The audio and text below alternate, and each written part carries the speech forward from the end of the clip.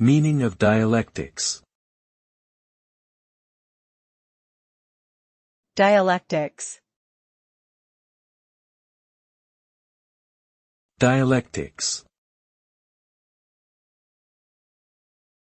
Dialectics. Dialectics.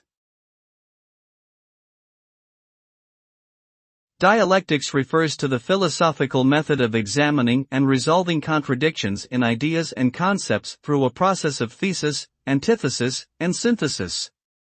Through dialectical reasoning, the contradictions between opposing ideas are identified and integrated into a higher level of understanding. This process allows for the development of more comprehensive and accurate ideas, as well as a better understanding of the complex relationships between different concepts. Overall, dialectics is a powerful tool for critical thinking and problem solving, allowing individuals to approach complex issues with a more nuanced and holistic perspective.